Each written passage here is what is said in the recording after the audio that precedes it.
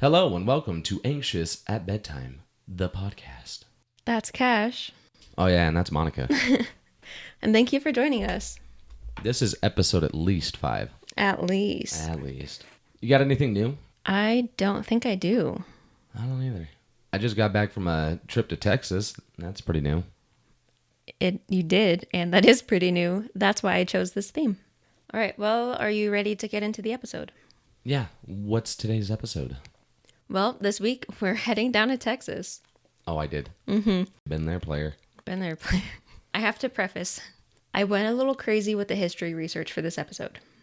So I apologize for that. It is very history heavy, but I think the history is important to understand the hauntings we're dealing with today.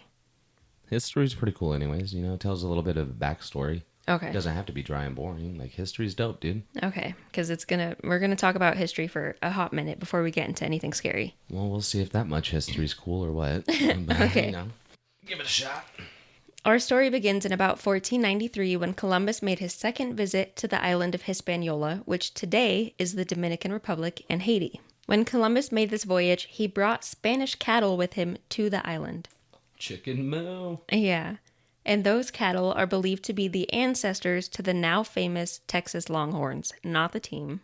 Wow, okay, good. That'd be wild if it was the team. Through the 16th and 17th centuries, cattle ranching spread through Mexico and into what we now know as Texas. There was a big boom and private ranches started popping up. In 1778, the Spanish government decided they also wanted to capitalize off this new economy, and they passed what's known as the Mustang tax.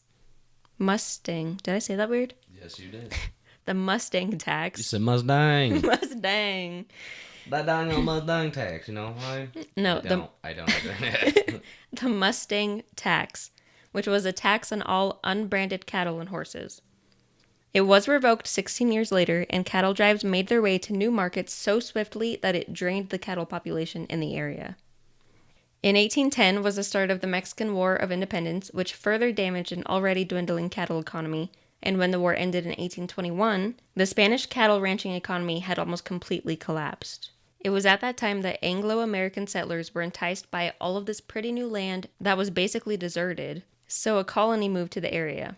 Those settlers brought with them the ranching techniques they already knew and combined them with the techniques that they learned from the area.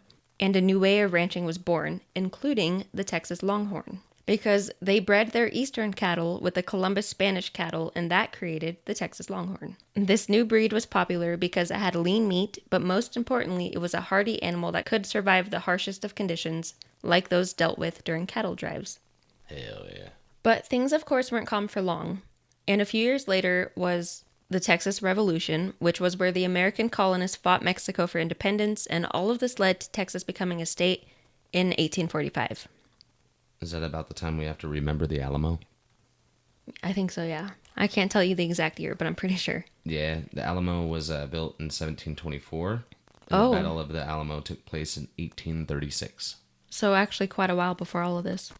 The Mexican-American War, a year later, left even more abandoned land and cattle, which resulted in more American settlers moving in, and cattle ranching popped off. Hell yeah.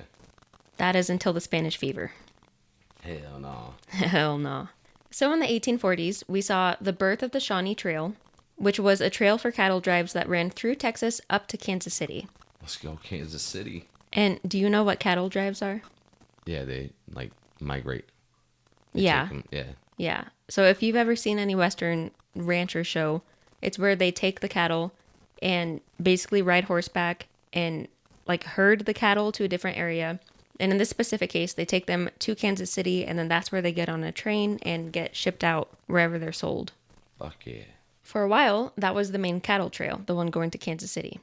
But in the 50s, there was an outbreak of the Spanish fever that was spread through ticks on cattle. Yeah, so the cattle got sick, the people got sick. It was not a good time. Doesn't sound like it. No. I like my beef. I'd be mad as hell if I kept getting sick every time I ate it. Right. I want it to stop, but I'd be mad. And you got to remember that was at a time, too, when people passed away if they got sick at all, pretty much. It was not a good time to be getting sick. Well, yeah, I would have only been able to eat it 3 times and been dead. Yeah. Still wouldn't have stopped me, but... Anyway, the fever was also known as the Texas fever because it was usually passed through Texas Longhorns, which this understandably caused fear, and so nobody on the Shawnee Trail wanted Texas cattle or cattlemen passing through their ranches. Yeah, they don't want to infect their cattle. Or their family. Oh, yeah, absolutely. I forget about that. I'm just considering the beef. Yeah. Where's the beef? About to be in my belly, donkey. Oh, wait, that's the wrong movie. Then, in 1861 through 1865, we had the Civil War, which, as you can imagine, did not go great for Texas. The pretty new state found itself lacking funds, and with a surplus of cattle, a growing American hunger for beef, and not being allowed to use their previously mapped trails, Texas and America came up with a new plan. That new plan was a trail that stretches from San Antonio, Texas, up to Abilene, Kansas. It was a route used to drive cattle out of Texas and into the north, creating a win-win, because not only was it a steady source of income for a struggling Texas economy, but it also provided beef to the north. I've always lived toward the north, and I do like beef, so thank you. Yep. We're a beefy household. Say, Mr. Beefy. I smell like beef. Gross. The significance of this trail is the last stop in civilization before heading into what was known then as Indian Territory, which we now call Oklahoma. To get to Kansas from Texas, you have to go straight through Oklahoma. So the last stop in Texas was a big deal. That last stop was Fort Worth. So I think I talk about it a little bit further in my notes. But the last stop was the last place that you could stop and get more food or water or whatever you needed to go on this long trip all the way up to Kansas. And also people would stop. I feel like I'm going to reference Yellowstone a lot. Do you remember 1883? Can't say that I do. I wasn't alive yet. The TV show? Can't say that I do. Yes, I do. Yeah, I watched it. Okay. So in that, I don't know for sure where they stopped, but do you remember before they officially started the cattle drive out of Texas? They stopped at a teeny tiny little civilized spot where they stayed for the night, and there was like the bars and people were making a ruckus and just having a rowdy good time. Oh, I think so, probably. So it's kind of like that. I kind of feel like that was Fort Worth, but I'm not sure. I didn't look into it. But people use the last chance to kind of like sow their wild oats before they're gone for months at a time. Yeah. As well as getting more supplies. I don't think I said the name of that trail, did I? The new one? No, I don't believe so. Well, it's called the Chisholm Trail. The one where the last stop is Fort Worth. Oh, yeah. Okay. The Chisholm Trail only lasted until 1884, but its impact on Fort Worth stands to this day. It probably didn't hurt that this trail is the most famous cattle drive to ever exist, having seen more than 6 million cattle during its time. That's a lot of moo cows. That's a lot of freaking beef. The trail stopped being used for a number of reasons. There was the invention of barbed wire, and people started closing off their properties, making it hard to navigate with the cattle. You know, fences started popping up and all that. Yeah, rude. Mm-hmm. Then there was the railroad, which made it faster and easier to get cattle to Kansas. Understandable. That's reasonable. Because they could just be shipped instead of going on huge, harsh, months-long journeys. Yeah, and then I wouldn't have to wait for hella long to get my beef. Exactly. I'd be like, no, build them build them railroads. Let me get my friggin' steak, dude. Yeah. Where's my tri-tip? But yeah, so we saw railroads start popping up more and more. And the railroad actually came to Fort Worth. But like I said, none of that matters for Fort Worth. Well, it did, but you know what I mean. Because it implanted its place in Texas. Fort Worth started as a small military outpost, then became the last stop for supplies on the Chisholm Trail, which earned it the nickname Cowtown. Oh, hell yeah. I was in Fort Worth, too. I know. I'm so mad I couldn't go with you and we couldn't go check this place out. But even when the railroad arrived, Cowtown lived up to its name, and it became known as the spot to buy and trade cattle because the railroad ran right through it. And Fort Worth kind of pivoted, but still kept up with the cattle thing, and instead of being the last stop, they became a destination. Ooh. Yeah. This led to the Union Stockyards being built. Stockyards are a large enclosed area, almost like an arena. It's made up of pens that temporarily hold livestock for market or for slaughter. Oh, okay. The company that built the stockyards struggled to afford the amount of cattle needed to really bring in ranchers, so they looked for investors. They found a wealthy Boston businessman and invited him to come check out the place in hopes that he would see it as a great investment. Well, did he? Well, yes, but he was kind of tricked into it. Oh, fuck yeah.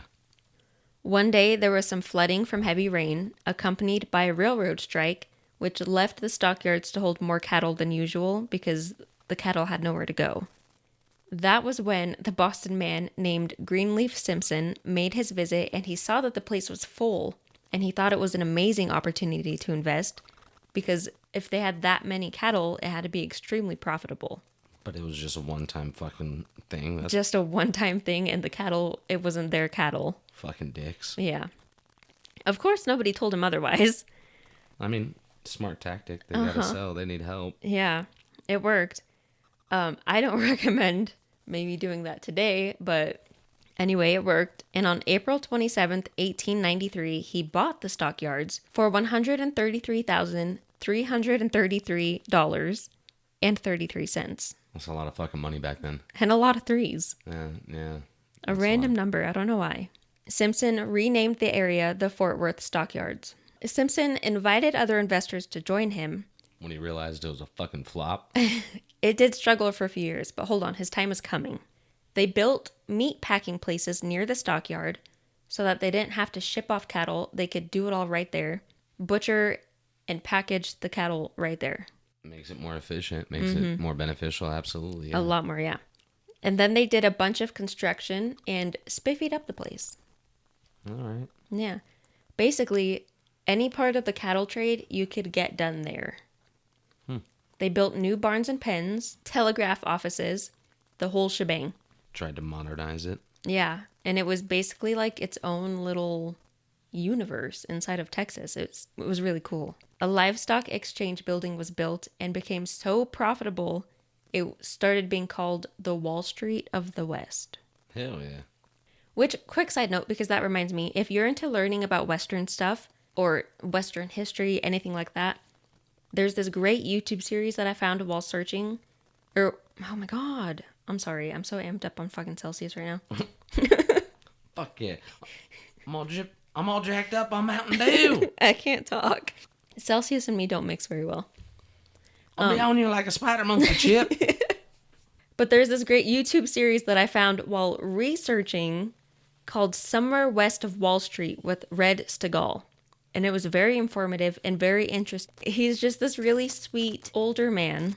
And he just sits in this like really cutely decorated Western room and talks about history and all of this stuff. Is very informative. Nana, when you listen to this, I think you would love the episodes. So look it up on YouTube. Have Nova look it up for you on YouTube. Somewhere West of Wall Street. Apparently it was also a TV show, and he took the clips and put them on YouTube. I don't know how to find that, though. Like the actual, I don't know if it's streaming anywhere. I don't know, probably Google. Yeah, Google it. No, you fucking yelled at our listeners. Yeah, Google it. Hell yeah. We're getting out there, guys. But anyway, back to the stockyards. This place became so successful, it actually became its own town in 1911 called Niles City. Okay, so this guy got fucking tricked, and he was like, well, trick's on you, bitch. I know what I'm doing. Yeah, he really turned it around. Its slogan was, the richest little city in the world. Okay, Dubai. Oh, I thought you'd make a Reno reference. No, that's the biggest little city in the world. Yeah, but it's close. Right before becoming Niles City, a high-end hotel named the Palace Rooms was built. This hotel served as a swanky place for rich cattlemen to relax for the night. I think you meant schwanky.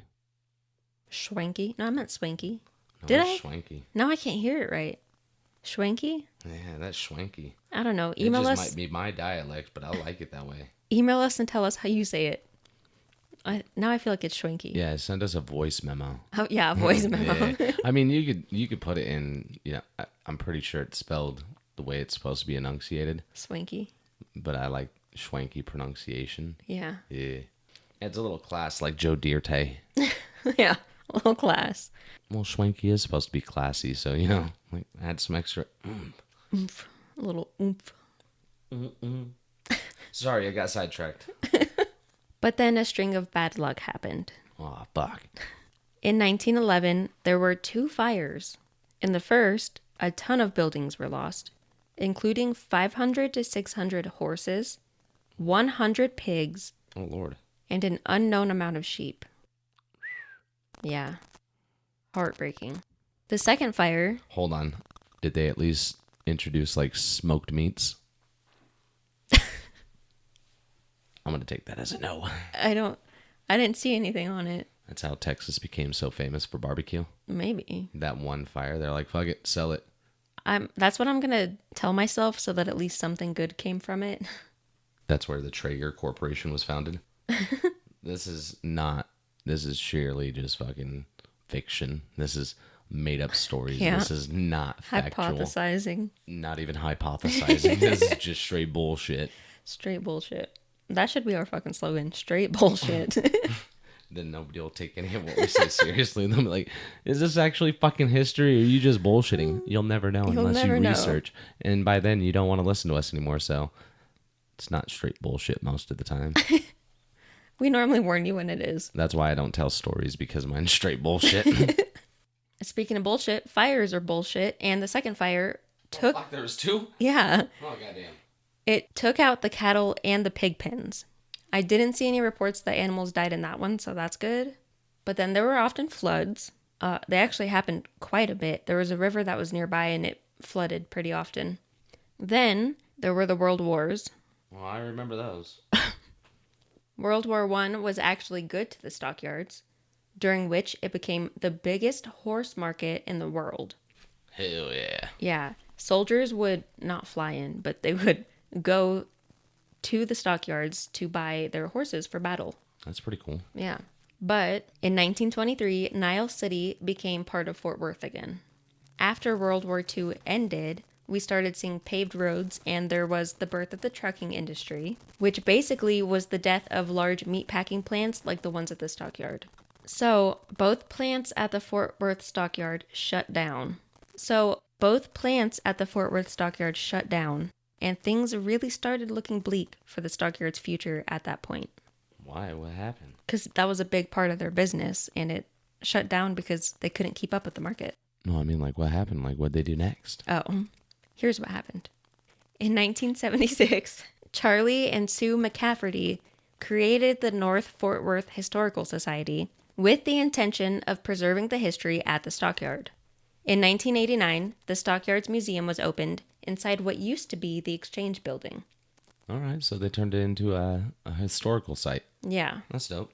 I'm just hopeful that dude that got fucked in the deal, made all of his money back, even though he had some of these bad ships. I think he did. Did he profit from the museum? I don't know if he did. I don't know if he was still alive by then. Oh, yeah, that's a long fucking time. Yeah. In remembrance of what the stockyards used to be, 2 times a day, every day, to this day, there is a small cattle drive that goes right through it. That's cool. Yeah. There's also restaurants, hotels, comedy nights, a wine bar. Honestly, this place is so cool. I can't lie, Montana has my heart, and I've never really cared to visit Texas, but I kind of want to go visit this place. I told you, Texas is pretty cool. Yeah. And no shade, but if you've been to the Oklahoma City stockyards, from what I can tell, they've got nothing on this place. When we went, there could have been more because we went on an FFA trip when we went to nationals. Not me. I have nothing to do with this. Well, I went. We went to the national soil competition. And so our ag teacher took us to the stockyards. And it was cool seeing the history, like hearing about the history, seeing the old stockyards. But it was kind of just like stockyards. Like there was nothing else that we saw. So this one time we went to the fair. And we went and checked out the pigs, sheep, and all the FFA shit. Whatever it is. Yeah. Yeah. Is that like a mini stockyard? Kinda, yeah. Okay, because I've never been to a stockyard. Yeah, it was basically that. Most people have been to fairs. So if you imagine like the cattle pens, it's basically that. But we went up like a story or two of stairs and got to overlook all of the stockyards. So like where they auction off the cattle? Yeah, kinda. Okay. Like a vantage point of it? Yeah. And it was basically just that. All right. But Fort Worth, from pictures and what I've heard, I picture like that mixed with Deadwood almost, which we've covered in another episode. I can't talk. I told you the Celsius has completely tongue-tied me. It fucked you mental. You got metal. I'm so sorry if you're listening to this episode, but you know what you signed up for. And if you didn't, you do now. You do now. But yeah, so it has like all of the restaurants and stuff. So I guess more so what I'm picturing is the street. What's the name of the small town right outside Mount Rushmore? Deadwood. No, Deadwood is the really cool one. That was like really big though, but more spread out. Oh, then I don't know. Where we stayed. Yeah, I don't know. I don't know. Anyway, if you go to Mount Rushmore, there's a little town right outside Mount Rushmore where most people stay. And Google it. Keystone, South Dakota. That's what I'm picturing. It's like a miniature but western Las Vegas strip almost. Oh, yeah. That's what I'm picturing. Like old Sacramento. I've never been there, so. Oh no, there's a little gold mining town too out there. Oh yeah? Yeah. Okay.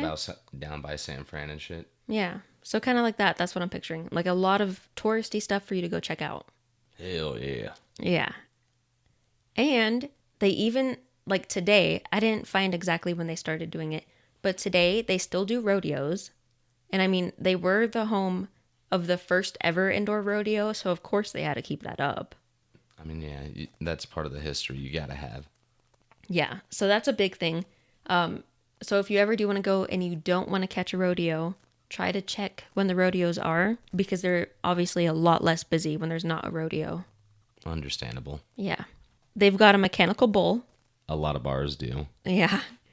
Horseback riding. Of course, history around every corner. And ghost tours. Like a ton of them. Ooh. Yeah. You gotta love the Western places. They always have ghost shit. Always. I love it. And when you think of like people that are into ghost stuff, you don't typically think of cowboys and Western people, but they eat that shit up. I mean, I could be biased because I come from a very, very tiny Western town, but everyone we run into in all of these small Western towns we've gone to lean so much into the historical ghosts, freaking cowboy haunting, all of that. I love it. Yeah, it's pretty fucking cool. Yeah. But, I mean, if you think about cowboys, yeah, they got ghost tales, like the fucking campfire stories and shit. Mm-hmm. It's kind of embedded into the cowboy nature. Yeah. Big fan. Obviously, I love knowing the deep history of places, and because of that, we aren't covering every single haunted place at the Stockyards. We would literally be here all night. Oh, I can't do that. Yeah, no. But for real, like I said, there's tons of restaurants and stuff like that, hotels. So there's a ton of buildings, and almost every single one is haunted. So you can find, like Virginia City in Nevada, you can find different ghost tours and go check out. Like you could hit 5 and not even have an overlap. We might have to check that out. Yeah, I think that's a bit of an exaggeration, but it's pretty close. Like there's a lot. We might have to go down to take a vacation down to Dallas, Fort Worth. Yeah, I think it'd be fun. But we've discussed the history of the land leading up to present day. And now I want to focus on what is known as the most haunted hotel in the Stockyards, and quite possibly all of Texas. I just gotta say, don't hate me for this, but oh shit, there's more.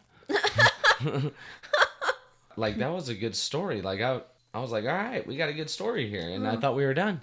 No. There's more. Thank you. Yeah, we haven't even talked about ghosts yet. Okay, fuck. Okay. Well, you wrapped it up pretty well. You're like ghost tours, ghost stories here. So visit. Like we were a good commercial for them. But I was like, yeah, that was a good wrap up. Have a good night. That was a good commercial. So, we accept payments in the form of hotel stays. So possible flight reservations too. Possible That's pretty flights. cool. Honestly, I'd rather pay for the hotel than the flight. So Well, depending on your price, because some hotels are $1,000 a night. That's fair. We'll talk. Have your people reach our people. Our people's me. Yeah, anxious at bedtime podcast at gmail.com. Do it. Do it. But do you remember the Schwanky Hotel that we briefly discussed that was built? Yeah, Schwanky. You use the word. What's funny about that is the first time I said swanky and I spelt it swanky, but in this part I spelt it schwanky. That's weird. I'm telling you. Maybe we just hit one of those fucking parallel universes. Because now I'm fucking my words up. Yeah. What the hell? We just had a glitch. Weird. We just had a fucking time shift. I'll show you right there at the top. Schwanky. I see it now. Yeah. Isn't that weird? I'm telling you, we could have just had a dimension shift. We might have. Right in the middle of a fucking episode. That's why there was all the static. There's been a lot of static for this recording. What in the conspiracy theory? Anyway. Yeah, as you were saying. That Schwanky Hotel was built in 1910. It was named the Palace Rooms, but it did not stay that way for long. Oh, they had to rename it? I don't know if they had to, but they did. This place has just as much wild history as the Stockyards itself. During the Prohibition, which lasted from 1920 to 1933, it became a Terrible times. It became a speakeasy called the Oasis. Then, in the 40s, it was a bordello, or a brothel, named the Gayet Hotel. As you can imagine, this is where a lot of the ghosts and energy that is attached to Miss Molly's comes from. Good golly, Miss Molly. In 1989 is when the hotel landed on the name Miss Molly's, and it was Fort Worth's first bed and breakfast. Schwanky. Allegedly, the name Miss Molly comes from a real woman. Allegedly. That's why they say good golly, Miss Molly. Well, I say allegedly because I couldn't find any, birth records or proof that she existed. Nobody named Molly? No matter what, nobody named Molly. Ever was born? Never, ever, ever. Never met one? Not a single. If you're named Molly, no, you're not. Hate to break it to you, hon. Email us and tell us what your real name is. Fucking liar. Watch, this is how we finally get a shit ton of emails. I'm gonna be so sad. Not me. I'm gonna be fucking litty titty. That sounds like I'm gonna be mad. Yeah. I'm gonna be fucking excited. The woman Miss Molly's was named after was the headmistress at this building when it was the Oasis and the Gayet. Oh. Her real name was Mary McAnulty. McNulty? That makes sense, but it's spelled M lowercase c capital C ANULTY. So McAnulty? McAnulty, yeah. Okay, yeah. Her first name was Mary. Oh, Mary. But Miss Molly was a nickname, and she was apparently a very sweet and caring woman that passed away in the mid-50s. Oof. Yeah. She's believed to still roam the rooms, checking in on guests. Sweet, I guess? Yeah, kind of sweet. I kind of hate hearing stories of people that, still work in the afterlife, though. Yeah, that's very off-putting for me. Yeah. I still gotta go to fucking work when I die? Bullshit. I don't think you have to. I think some people choose to, but it still makes me a little bit sad. Okay, but if I had to, dude, I'd be so fucking... Oh. I know. How do we petition to remove that? I am curious if the name Miss Molly was sort of a tongue-in-cheek tribute to not just Mary, but also the hotel's past. Because Miss Molly is a term that's used for ladies of the night. Oh. Yeah. That's probably more on the nose. Yeah, I would be interested in knowing that. Should have started there. Since then, the former bordello has been turned into a bed and breakfast and then back into a hotel. All right. Yeah. I guess there was some sort of zoning issues or something, so they had to drop the breakfast part. They didn't have a food license. Something, I don't know. Failed a health inspection. That makes me sad, though, because we've never actually been to a bed and breakfast. But I think I would love to. I love breakfast. It's my favorite meal. It sure the fuck is. I don't know why we haven't. We'll do it soon. Well, the one in Texas.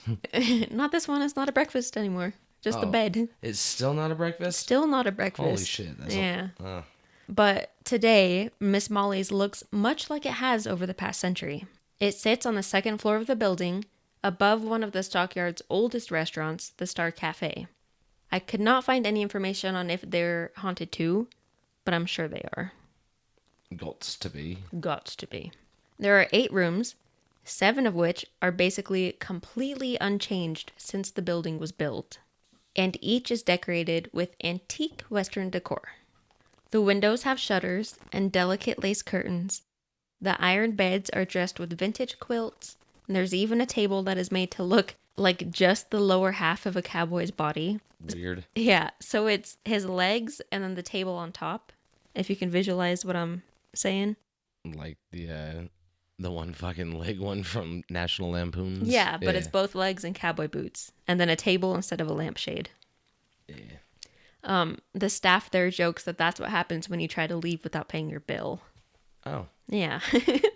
One thing to keep in mind with this place, it was built before indoor plumbing or electricity or anything like that. So as those things started popping up, they had to kind of try to work it in. Yeah. Yeah, but that's how old this building is. Oh, okay, but they do have it. They do have it now, yes. You made it questionable. No, sorry. Now on to what we consider the most important part of any hotel stay, the bathroom. Ooh. I'm pretty sure I read that there are 4. There are 3 for 7 of the rooms to share, and 1 is a private ensuite to one of the rooms. Yeah, I don't like communion bathrooms. We've never tried it. Yeah, it sounds terrible. It's like, having to share the bathroom at work, but adding showers with other people too. Well, hopefully you get a shower alone. You'd hope. No, you do. It doesn't sound that bad. A lot of the reviews, people say that you don't even notice that you have to share bathrooms. There's only 7 rooms. It's not that bad. Or there's only 8 rooms, but one room has its own bathroom. You know what I mean? Yeah. Like the beds, the tubs are also made of iron. Ooh. Yeah. The sinks are those pedestal sinks, where you have to push it to get the water. Oh, okay. Yeah. The only ones I've ever seen are the ones outside of porta potties, but I imagine these are much nicer. Hopefully. And one really fun detail is that the toilets are a pull chain. Oh. Yeah. I love that they kept that detail. It's so simple, but that alone would make me feel like I've transported back through time. Yeah, I get that. Yeah. I hear that, player. Now, on to the rooms. First, we have the cowboy room. This room...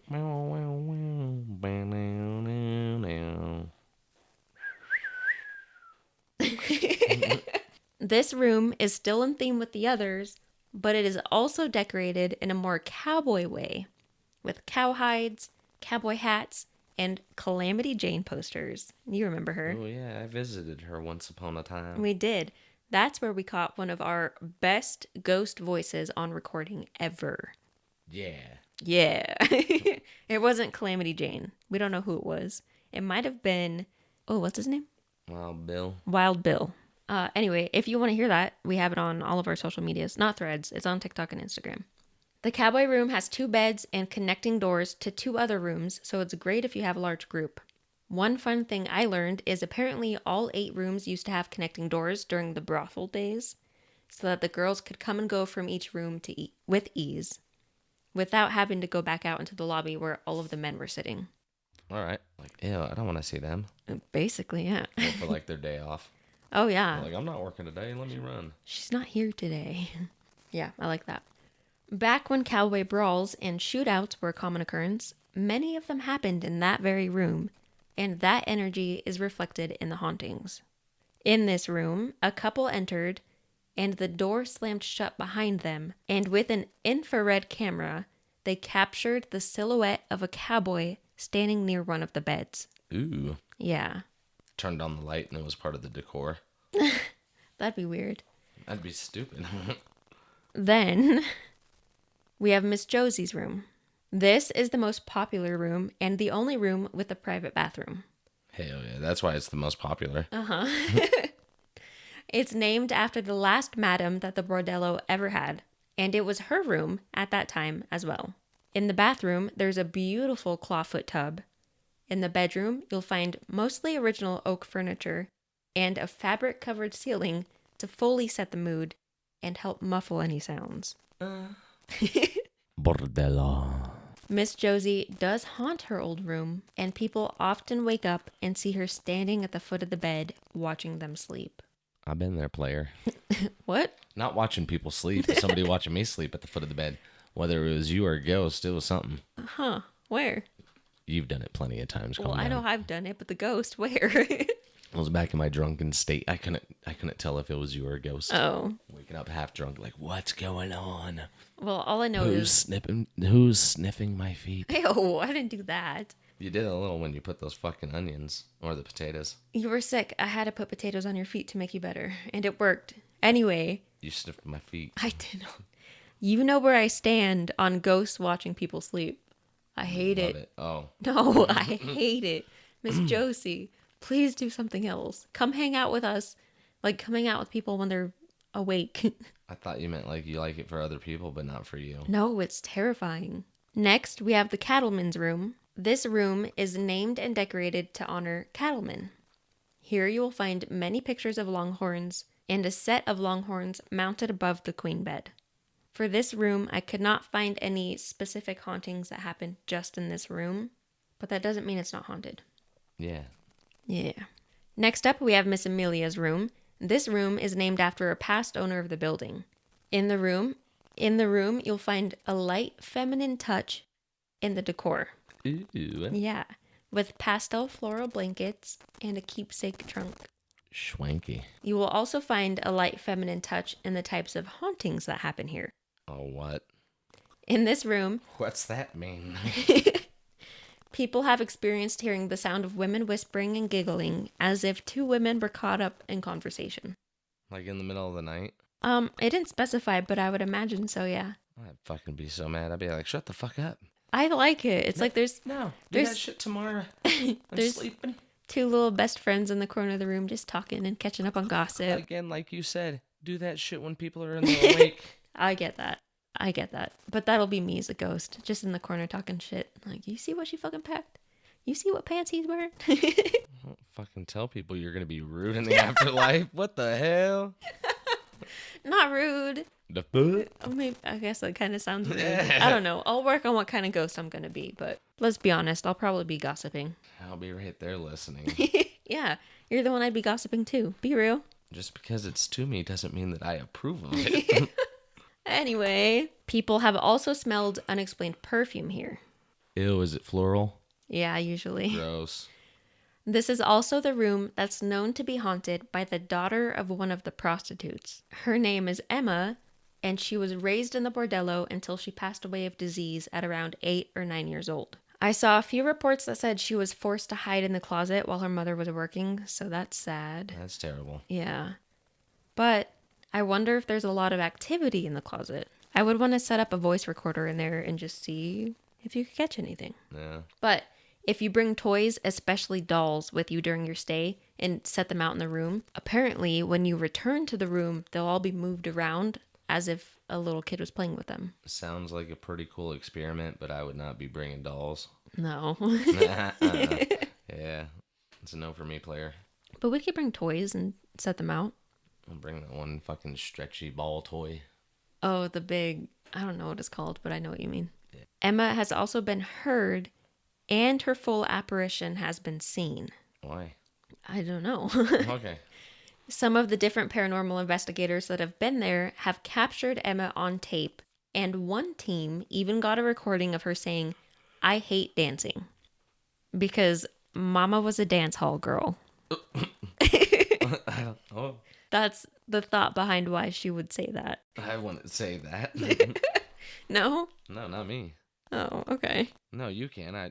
You're telling. Is that what she really says? No, she really said, "I hate dancing." Because Mama is a dance time. No. Girl? Okay, then People don't say that. think it's because... Oh, people think, not Yeah. just us. Okay. No, not just us. All right. People think she said that because Mama was a dance hall girl, and when she was working, you know, the little girl would have to hide in the closet, and so she's like, "I hate that Mama dances." Like, fuck dancing. Yeah, they explain that that's dancing. She had to hide when they danced. Oh, yeah, maybe.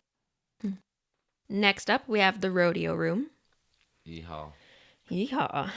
This room is covered in rodeo paraphernalia. Paraphernalia. That doesn't mean what you think it does. See, I always thought that was a bad word, but apparently not. Oh, we're just criminals. We're what? Oh, No, we're not. we're not. We just watch too many crime documentaries, and that's a problem. And TV shows. And TV shows. But there's a ton of vintage stuff.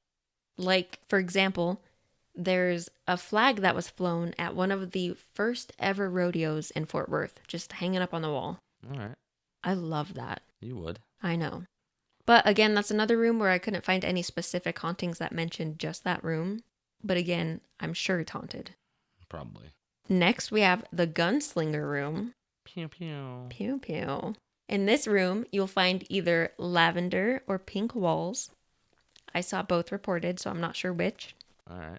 And tons of pictures of famous gunslingers. Like Jesse James. Yeah, he might be one. For sure, Wild Bill. The reason for the colors of the walls is because gunmen were the playboys of that era, and they got the most ladies. So they got the room that ladies would love to be in. Oh. Yeah. But it doesn't have a bathroom? No bathroom. So I call bullshit. There's one picture hanging in there that I would love to see in person. It's called The Gathering, and it's the only time that a bunch of infamous outlaws got together with a bunch of lawmen and posed for a picture. That sounds terrible. That's iconic. Why would they do that? I don't know, but nobody got arrested from it, so... Yeah, it's still ballsy. Yeah. You're real trusty. But a fun part of it is the picture was taken in Montana. Oh. Yeah. So a little Montana history there, too. Told you Montana's the Wild West. It really is. I miss Montana. All right, now. But one night in this room, a couple was laying in bed and hanging out when the apparition of a woman floated in through the door. She didn't acknowledge them or anything, but she walked over to the closet, opened the closet door, then stood there in the door frame for a second as if she were pondering what to wear, then changed her mind and closed the closet door and floated back out through the room, straight through that door. Oh, never mind. Yeah. I'm out. You ain't got shit. How fun is that? But I also love... Maybe she was judging the wardrobe too. She's like, what'd you pack? Oh Ugly bitch. I found my friend. My best friend in the afterlife. Found her. So I love that she physically opened the closet door, but just floated straight through the main bedroom door. She's like, fuck your privacy. She wanted to make sure you knew she was judging your fucking clothes. Oh, that's fun. First of all, though, ma'am, please knock. Like, what if they were doing the horizontal tango? Awkward. She probably judged that too. Probably. She's like, what's your move? Okay. Oh, okay. That's still around. Oh, that's fun. I love her. Fictional characters. She's a real ghost. Her personality is fictional, I guess, in our heads. Second of all, I think that's my favorite haunting because it's relatable. And she was just doing her own damn thing, not giving a crap about anything else going on. But how many times a day do I walk into our closet to change my clothes and then just change my mind and leave? At least 7. Very relatable. And that particular haunting has happened a couple of times. Oh. Yeah, she just walks in and judges. You found your friend. Found my friend. Next up, we have the Railroader. Ew. This room is an homage to the railroad.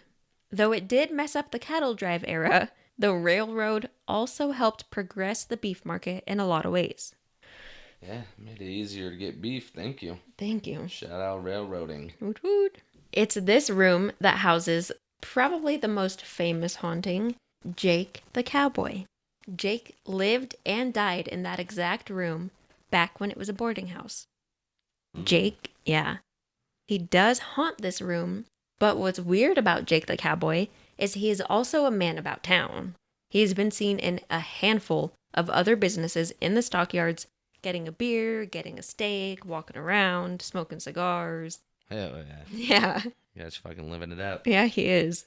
Usually he's spotted by workers where the businesses are closed, so after hours. But I think this opens up a good conversation about what exactly ghosts get to do. So to your point earlier, I don't think you have to work in the afterlife. I think some ghosts just want to because it's what they knew. Well, hopefully. Hopefully. I would love to go and try to talk to Jake. He's really just out there having a good time. But do you think it's residual energy of what he used to do? Or do you think he really is just making his ghostly rounds? I think he's making his ghostly rounds. Or no, it's probably just residual energy. See, that's why these people keep working. Residual energy. Maybe. But I'm sure the buildings have changed. So I don't know. I find it interesting that he's like still walking around and going to all these different businesses. You'd think he would be seen like having a stake in the middle of the street if it was just residual energy, right? Yeah. And that's a lot of residual energy. That is a lot of residual energy. But I don't know. I think it's fun, and I would love to go try to talk to him. That'd be pretty cool. Paula, the current manager, had only been working at Miss Molly's for a few months when she ran into Jake. She was in the back of the hotel doing laundry, and she saw a tall man wearing boots with spurs, a cowboy hat, and a long cowboy duster.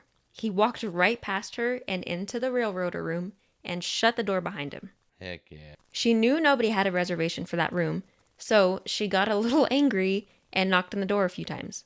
Nobody answered, so she opened up the room, and the room was completely empty. Residual energy. Maybe. Nobody had apparently warned her that the place was haunted when she took the job, so she thought she was imagining things, and she went on with her day.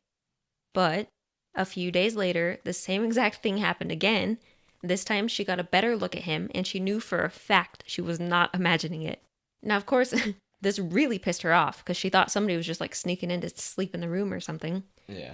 And she says she stomped her foot and yelled after him, like, "Hey, what are you doing?" And he ignored her again and locked himself in the room. Paula went in after him, but this time, every single light and lamp in the room were turned on. Which is another reason I kind of think it's not residual energy, because they definitely didn't have electricity back when he was alive. Well, that's understandable why you don't think it's residual energy. Yeah. That's when it dawned on Paula that the doors are propped open with heavy door stops, and the doors couldn't just close behind somebody easily. There's one really scary encounter with Jake, though, that has me thinking maybe I don't want to see him. A woman and her mother had heard the stories of Jake and checked into the railroader room. Dun dun dun. When the daughter saw the human-shaped shadows dancing around the walls, she figured it was him and told him to show himself. She was in the room alone, and apparently the confrontation made Jake angry, and because she was kind of trying to antagonize him a bit, like, if you're really real, show yourself. Like, I don't think you're real. You know, that type of almost Zach Bagany type thing. That's where I was going to go with it, dog. Show yourself, bitch. So Jake got angry and shut and locked the door to that bedroom. It took 10 minutes for the mother and hotel staff to get the door open. And when they did, the daughter was on the floor crying in hysterics. Just scared? I think so. She didn't say if anything else happened, but either way, that sounds really scary. Yeah, because I don't think I'd be crying. Yeah. I'd be like, fuck, dude, this sucks. I'd probably be crying. Open the gosh darn door. I'm sure I'd be crying. But one weird thing about Jake is he's usually seen between the hours of 1 to 3 a.m. and 1 to 3 p.m. Well, he should probably fucking just stick to PM. Isn't that weird, though? Yeah, he's on schedule. Yeah, just on a 12-hour time loop. And he's like, all right, see, residual energy. Yeah, maybe. I don't know. Next up, we have Miss Tiffany's room. This room is named after the current owner and the woman that emailed me a bunch of this information. So thank you, Miss Tiffany. Hell yeah, thank you, Miss Tiffany. In here, you will find 2 full-size queen beds and a tin ceiling. I thought that was unique and would be fun to see because I think we've probably seen a tin ceiling in a few different hotels, like the lobby. Yeah. But I don't think I've ever seen a tin ceiling inside a room. I don't know. Not to my recollection. We definitely haven't seen many tin ceilings inside at all. My grandparents have tin on the outside, but that's different. What? No, I love you. I love you. When she first started working at Miss Molly's, Paula, the current manager, stayed in this room and kept hearing someone call her name. Kitty bang. Like, me too, Paula, me too. That was our cat meowing. But since then, Paula occasionally hears feet shuffling and the sound of furniture being moved around. Yeah. This room isn't considered to have as much activity as the others, which is wild because that's a lot of activity. Yeah, I mean, it takes a lot to rearrange some furniture. Yeah. Ask me how I know. So that tells you how haunted this place is if they're like, weird sounds constantly. I don't like the feng shui. Yeah. Oh, that's you as a ghost. Oh, Like, this would be better over there. What are you doing? yeah, but that's not work. Not work. Unless I have to keep fucking doing it and they keep moving it back, I'll be like, you mother lovers. You flip it. I told you. This goes over here. How many times I gotta move this? You don't know what you're doing. If we're in your guys' hotel just as a ghost, just remember, She's gonna be judging the outfits, and I'm gonna be making sure the feng shui flows. We're gonna be a fun haunt. Now on to the most terrifying. Oh, and remember, I stick to the daytime. I ain't messing with you at night. Dude. Oh yeah, Get yeah. your rest. But now on to the most terrifying type of haunt. The bathrooms. Ew. Yeah. In one of the bathrooms. It's a real spooky dookie. Spooky dookie. In one of the bathrooms, Paula, the manager, said she was looking in the mirror and she was, fretting about getting older and how she looked. So she was doing that and she heard from behind her somebody laughing. She checked the whole place and she was alone.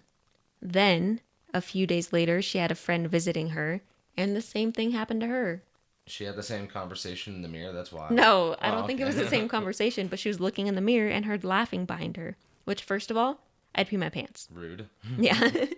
Second of all, if I'm looking in the mirror and it's one of those days where I'm like, God, why is my face so puffy? Or is that a gray hair? And I hear laughing coming from behind me, I'm going to be so freaking mad. Not me. Yeah. Oh my gosh. Fucking square up, ghost. Not really. Please leave me alone. Chicken shit. Yeah. There's also the ghost of a little boy named Bobby that likes to follow women into the bathroom and play pranks. Freaking weirdo. Yeah. He likes to pull their hair or move the shower curtain. Yep. Weirdo. That's not cool, Bobby. I'm all for ghost hunting, but bathroom time is my private time, okay? I don't even let my husband in the bathroom when I'm in there. Get out. Leave me alone, Bobby. Let's be fair. I don't want to be in there. Yeah, true. But no, a girl sometimes needs some private time, and spooky dooky time is that private time. No, usually I don't think.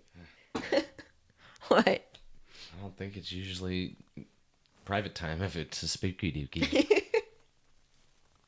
It might help scare the shit out of you, but it's not private at all. Are you kidding me? No. So I already we've talked about this on another episode too. I have nightmares where I have to have a spooky dookie and it's time to wipe and I'm in a see-through bathroom. That's the same thing. A ghost watching me and I have to wipe? No. Yeah, but that's not a human being. It was. Not at that moment. That sounds rude, but yeah. It's not a living one. Either way, I don't want it. I don't want to experience it. I know. I don't either. I'm just saying it's not the same as your nightmare. Could you imagine? Oh my gosh. I wonder if there's been hauntings of people using the bathroom, going to the bathroom and then hearing the laughing. What am I doing wrong? I'm just taking a shit. Oh, I wouldn't talk about that haunting either. Oh my gosh, that would leave a mark. I might need a therapist. Dude, what was I doing? What? Here are my steps. Where did I go wrong? Or a man go and pee. I'd be mad. That'd be No. mad as fuck. You kidding me? No. I just go to take a piss and I hear laughing. I'd be like, where the fuck? Show yourself. Who in the fuck? Why? Why? And then I'd probably fucking ask you.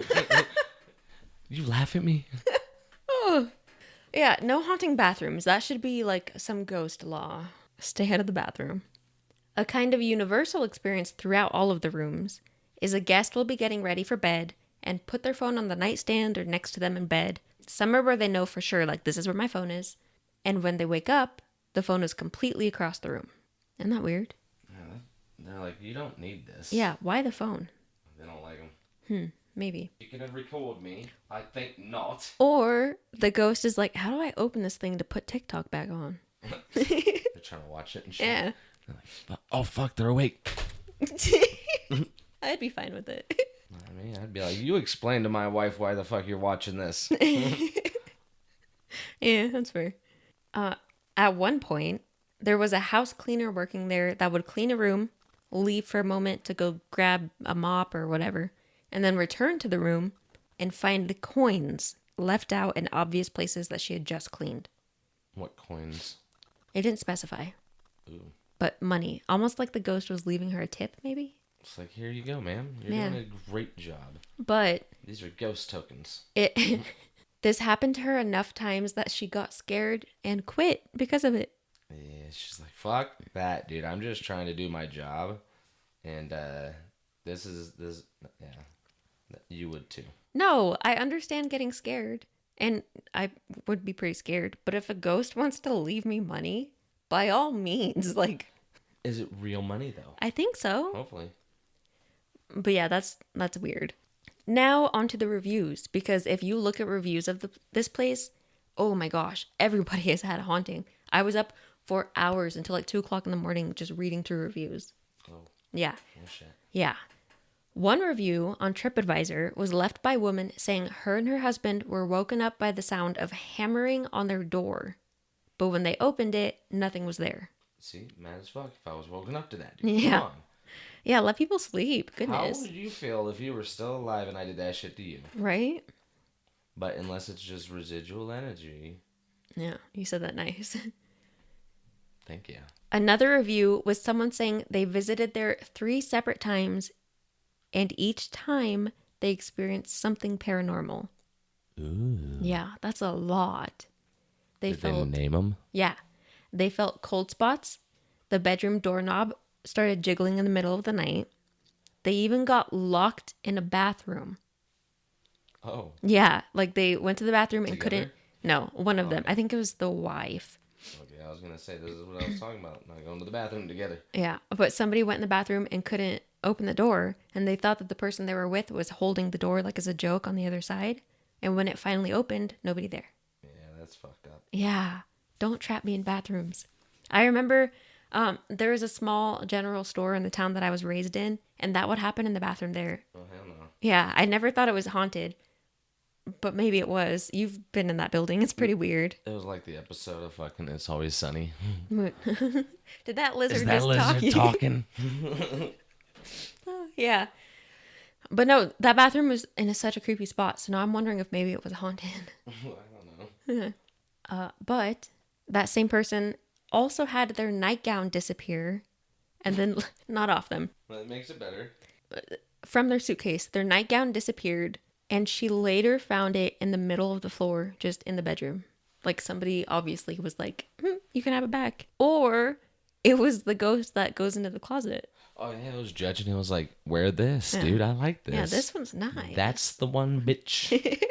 There was also a review of a person saying in Miss Amelia's room that they woke up to somebody shaking the other bed because there's 2 beds in that room. Yeah. So, there was a ghost banging next to him. Oh, I'm here for that. I'd leave that review too. Yeah. Like, nobody told me about the ghost sex. I'd give them some privacy. That's like, wild to wake up to. We had to leave the room for a while. Good for you. And I need a free night to stay because that interrupted my sleep. Do you think it's Jake the Cowboy? That's a dick move, Jake. There's reviews of people waking up to their toes being tickled. No, I don't like that. Don't touch my feet. Yeah, just don't touch me when I'm sleeping, especially, please. There's countless reviews saying Miss Molly's turned a non-believer into a believer and leaving it at that. So I wonder, what did that person experience? Oh. Yeah, you know? Yeah. There have also been reports of apparitions appearing in mirrors, toilets flushing on their own, which is the pole toilet, so that's super weird, unidentifiable sounds, and the sensation of things brushing up against people's legs. So I wonder if maybe there's a pet there too. Oh, no. There's, cowboy days, the ankle and above was coveted. Oh my gosh, so what if there's just like a ghost Sookie now. with a little ankle and foot fetish? And No, it's just regular. I don't think it's a fetish. That was coveted back in the day, you know? But feet fetish is a real thing, and people get their toes tickled. That's true, yeah. Gross. Don't fucking fetishize off of my feet, dude. He's like, forget about those knees. Show me those ankles. Where are those Dislikes toes? people's knees. An interesting thing is Texas Christian University has a paranormal class, and they make regular trips out to Miss Molly's, and I'm so jealous. If I had known that you could take that class, gone to that college. Yeah, my college experience would have been so different. And of course, with places like this, there's always the conversation of, could it be faked? Could it be the people running it that are doing stuff and making it scarier than it is? But one thing unique about Miss Molly's is, like I said, the hotel has barely been changed in the 100 years, over 100 years. Okay, so I'm going to say, if we think it might be people that work there that do it, there's been people that have worked there and quit and left. Exactly. So maybe they've left a Glassdoor review, some kind of review about their experience working there, where they would have said, hey, they made us do a lot of this. Potentially, maybe. You'd think. I'll definitely check Glassdoor and just see if there's anything there. But I don't think any of it's faked because, first of all, the people that own Miss Molly's also owns, I think, 2 or 3 other hotels in the area. There's one, like, they call her a lot in the reviews, an innkeeper, where she'll pops around to all of the different hotels because they're all right there. Also, it's one of the owners just fucking with people every night. No, no. But, so there's not always somebody that works in the hotel. Sometimes you're just there alone. It's a weird hotel. Yeah. Well, because it's kind of like the Airbnb vibes, you know? Oh, okay. So, yeah, there's not always somebody there. So it would be hard to fake hauntings. And if you got one person that has to run till all 3 fucking around with people, you got to pay them a lot of money. Exactly. And the other places are haunted. We're not talking about them in this episode because, holy cow, big episode. But the other ones are haunted too. And if it's, like I said, some of those reviews obviously were like around COVID time, so it could be a little bit different now. Yeah. But it seems like it's one person that does all of the check-ins and stuff at all of these hotels. So that would be a lot of work for one person to take on. Even if there's somebody in the background, like that you don't know is there. It's an over 100 years old building. Yeah. With wood floors. You hear how loud our floors in our house creak? Yeah, and when we had actual wood floors, I remember. Mm-hmm. So imagine 100 years on top of that. You're not faking that. Yeah. You would hear somebody come up on you. You would hear, like, the banging on the bedroom door. You would hear somebody run away. I mean, to defend it a little bit, you did say there was, like, tunnels in between the rooms so that the ladies can move, right? I said there used to be attached doors, like in modern-day hotels, too. Yeah, but they could have found a way to keep that relevant. They keep a lot of history. They may have changed it so it's a little bit less noticeable. It's a possibility. We have doubts out there, you know, so let's find a way to figure it out. Even if that were a thing, I don't think any hotel would have people sneaking into somebody's room at night. Yeah, that'd be pretty weird, but, I mean... And I think you would still hear somebody walking around because they are on the second floor. Let's read the rental policies on it. If they say, hey, we're allowed to do this. Okay, yeah, because it won't be in Mandarin, so read the terms and shit. conditions. You're a damn fool. Yeah. But yeah, so I personally, from what I've seen, I do not think any of these hauntings would be faked. Especially, like you said, since there have been people that have quit that worked there because they were so scared of the hauntings. I know, but I always have to bring up the... I know, you're a skeptic. Oh. But another interesting thing... Sounded pretty rude. is, so you have all of this history in the second floor of all of the things this place used to be. Yeah. All of the people that have come and gone through it. It's a hotel, you know, that's a lot of people. And then the first floor... bar cafe, bar restaurant, whatever it is. Yeah. A lot of the reviews, so I'll be honest, if you want a good night's sleep, probably don't stay at Miss Molly's. All right. The bar underneath, a poppin' place. A lot of reviews say it's so loud and that the partying goes on till well into the morning hours. What? I know, my voice... Hours? My voice is cracking so bad. I'm sorry. We've been talking. This is the long episode. It is. It's been 6 hours. But the partying goes on super late. There's noise, there's music, there's dancing. It's a nightclub, basically, but westernized. Like still modernly operating? I think so, yeah. Okay. Not like a ghost. No, yeah, no, it's Okay. it's still, oh my gosh, that'd be a wild twist. No, it's still operating. And so you, especially during rodeos and stuff like that, like there's a lot of people. It's a bar town. It's popping. I feel. Yeah. So that's even more energy constantly running through this building for over 100 years. Hell yeah. Oh man, just the opportunities of energy, hauntings, residual energy. Like this place, energy. I think would just be a freaking gold mine for ghost hunting. It'd be dope. Yeah. How do we join that Texas Christian University class? Oh, fuck. That's what I'm getting at. Oh, okay. No, but I do think that's interesting too, that it's so loud downstairs and people are still experiencing hauntings in the middle of the night. Hauntings that are like banging on the door and jiggling doorknobs. So like that has to be loud to hear it over the music. Yeah. I don't know. It sounds so creepy and scary, but so interesting. It does. But that is all I have on Miss Molly's. Like I said, at some point we'll probably visit the Fort Worth Stockyards again because, good golly, Miss Molly, there's so much ghost activity there. There's so much more to explore. Yeah. If you have been to Miss Molly's or the Stockyards or even just Fort Worth and experienced any sort of haunting or paranormal thing, please tell us your story. We would love to share it on the podcast. Holla at us. Let us know.